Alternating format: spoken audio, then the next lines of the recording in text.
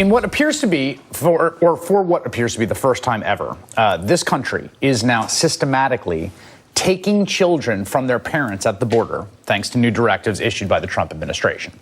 Immigrants arriving at the border, often seeking asylum, so not trying to sneak in, they're there to tell Border Patrol they're there, are having their children ripped away from them. Immigrant and civil rights groups are saying they have never seen anything like this. Kids as young as 9 years old or 7 years old. Cases of children as young as 18 months, okay, ripped out of the arms of their mother.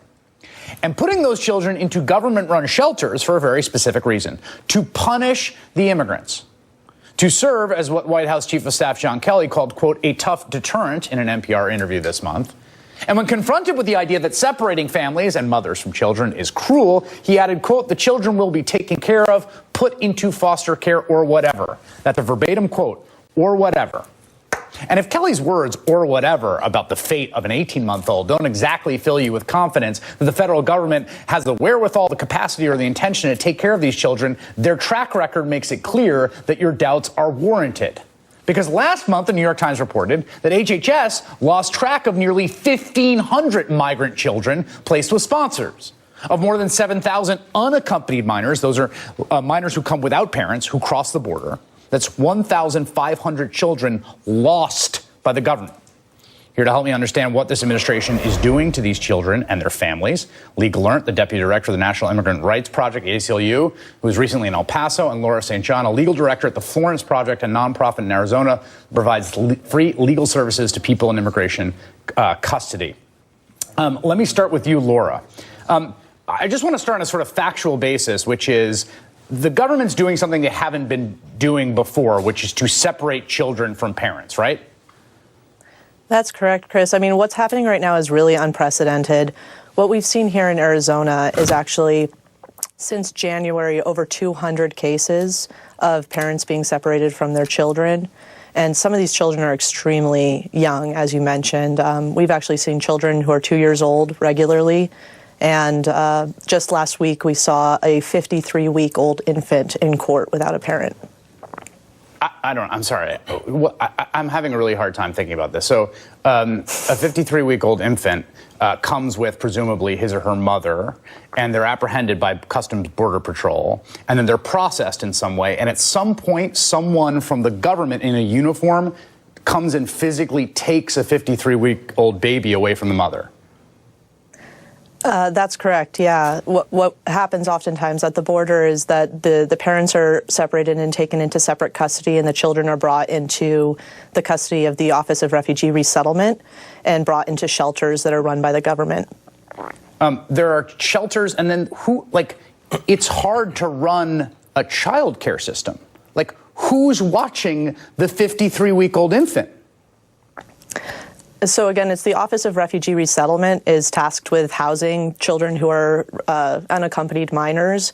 And in the past, that's always referred to children who cross the border sort of on their own and wasn't really involving young children like what we're seeing now. But what we're seeing now is that because the government is separating the children from the parents, the government is actually rendering these children as unaccompanied minors and making them unaccompanied and bringing them into these shelters. So so that makes them, now I understand. So you've got a situation where there are unaccompanied minors who cross the border by themselves. There are. And they tend to be 14, 15, and that's unfortunate that they're here by themselves and they need somewhere to go. That's one situation. But why create that situation? And that's what's happening now. Okay, so we're creating. But I just want to be clear. We didn't do that before. Policy used to be you show up with an 18-month-old in your arms.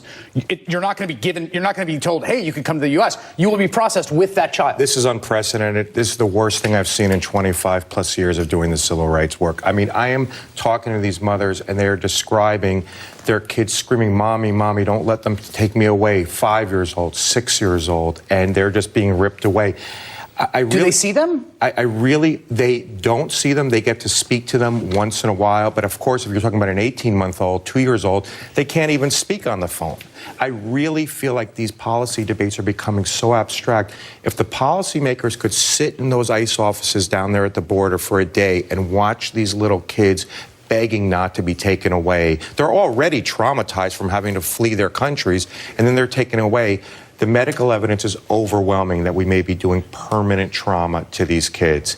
And yet the government's finding every way they can to try and justify it. And let me make 2 points about the statements that the secretary has been putting out, Secretary Nielsen.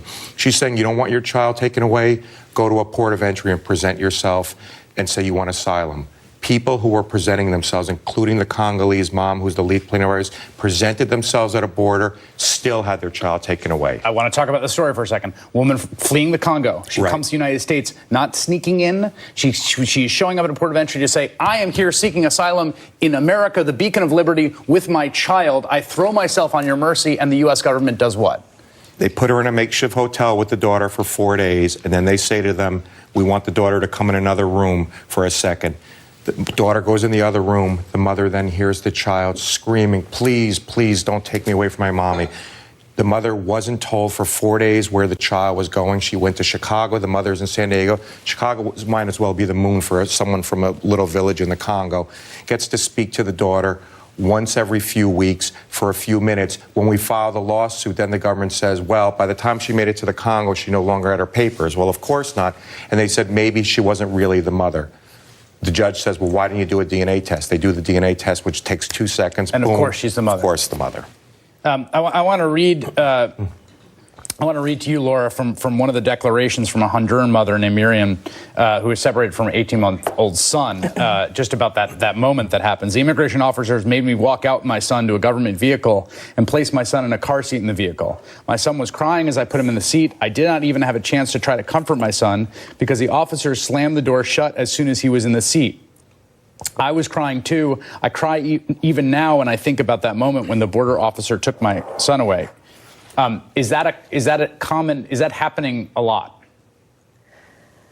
You know, I think what our clients report in terms of the devastation that they feel having been separated from their children, I hear stories of that nature pretty regularly, unfortunately. And the type of devastation that we're talking about, you know, what Lee mentioned, where a family or a separated mother doesn't know where her child is for 4 days, that's entirely common right now in this administration, is that children and parents who are separated sometimes don't have any way to communicate with each other for days, for weeks. I've seen months where a parent had no idea where their child was after the U.S. government took the child away.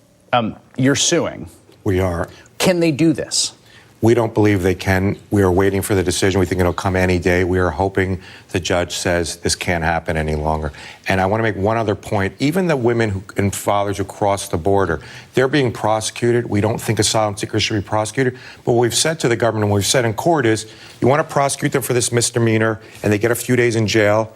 They take the kid away for those few days, give the child back after. We have a client, the named plaintiff in our case, one of the named plaintiffs, she did time served for a few days for the prosecution. It's been 7 months. They haven't returned her child. Where's the kid? He's in a facility in Chicago, and they told her... In Chicago? And she is in Texas, and they told her, your son is in Chicago, and she said to us, I don't know whether Chicago is a man, a place, a facility. That's all they said to her. Your son is in Chicago. What does a lawsuit contend about why they do not have the power to do this? I mean, it's morally odious. It's obviously despicable. I'm sorry, I'm editorializing. Why is it not permissible? So we say the due process clause prevents a family from being separated, a parent and child, unless there's a compelling reason. What that's traditionally meant is the parent is a danger to the child. Of course you separate if the parent is beating the child or neglectful or unfit. But you don't just separate for no reason. And so now the government won't in court admit that they're doing it to punish and deter, even though that's what they were saying publicly. So they're trying to come up with these Really? They're not being clear about that? No.